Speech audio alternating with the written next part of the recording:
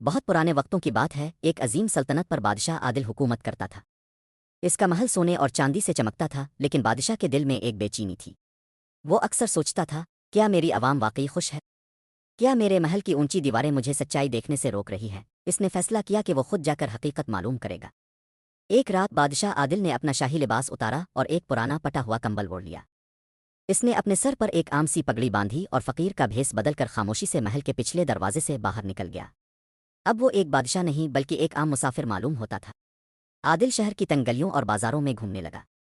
اسے امید تھی کہ لوگ ہنستے مسکراتے ملیں گے، لیکن حقیقت اس کے برعکس تھی۔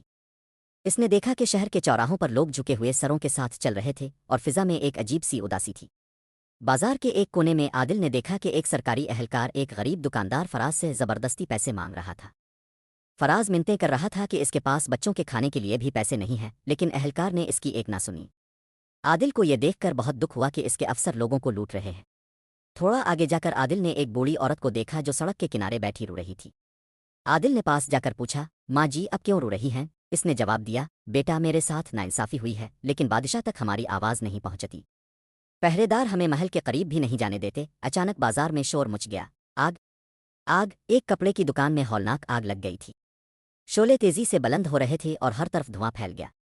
لوگ اپنی جانیں بچانے کے لیے ادھر ادھر بھاگنے لگے، لیکن کوئی بھی آگ بجھانے کی ہمت نہیں کر پا رہا تھا۔ اسی دوران ایک دل دہلا دینے والی چیخ سنائی دی، میرا بچہ اندر رہ گیا ہے۔ ایک چھوٹا لڑکا زید دکان کے اوپری حصے میں پھنس گیا تھا۔ وہ کھڑکی سے مدد کے لیے پکار رہا تھا اور نیچے آگ کا سمندر تھا۔ کسی میں اتنی ہمت نہ تھی کہ وہ تپتے ہوئے شعلوں میں قدم رکھے۔ عادل نے ایک لمحہ بھی ضائع نہیں کیا۔ اس نے اپنا کمبل پاس پڑے پانی کے مٹکے میں بھگویا اور اسے اپنے گرد لپیٹ کر آگ کے شعلوں میں چھلانگ لگا دی۔ لوگ حیرت اور خوف سے دیکھتے رہ گئے کہ ایک بوڑھا فقیر اپنی جان خطرے میں ڈال کر بچے کو بچانے جا رہا ہے۔ چند لمحوں بعد جو لوگوں کو صدیوں پر محیط لگے عادل دھوئیں کے بادلوں سے باہر نکلا۔ اس کے ہاتھ میں چھوٹا زید محفوظ تھا۔ عادل کے کپڑے جگہ جگہ سے جل چکے تھے اور اس کا چہرہ دھوئیں سے کالا ہو گیا تھا، لیکن اس کی آنکھوں میں سکون تھا۔ جب عادل نے بچے کو اس کی ماں کے حوالے کیا تو جدوجہد کے دوران اس کی پگڑی سر سے گر گئی اور گلے میں موجود شاہی مہر ظاہر ہو گئی۔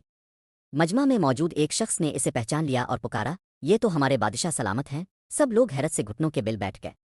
بادشاہ عادل نے بلند آواز میں کہا، میرے پیارے لوگوں، میں معافی چاہتا ہوں کہ میں محل میں بیٹھا رہا اور آپ کی تکلیفوں سے بے خبر رہا۔ میں نے اپنی آنکھوں سے ناانصافی اور رشوت خوری دیکھی ہے۔ میں وعدہ کرتا ہوں کہ آج سے میری سلطنت میں صرف انصاف کا بول بالا ہوگا۔ عادل نے اپنی تمام غلطیوں کی اصلاح کی۔ بدعنوان افسروں کو ہٹا دیا گیا اور عوام کے لیے انصاف کے دروازے کھل گئے۔ اب بادشاہ صرف تخت پر نہیں بلکہ لوگوں کے دلوں پر حکومت کرتا تھا۔ زید اور اس کا خاندان اب خوش تھے اور پوری سلطنت میں امن و امان قائم ہو گیا۔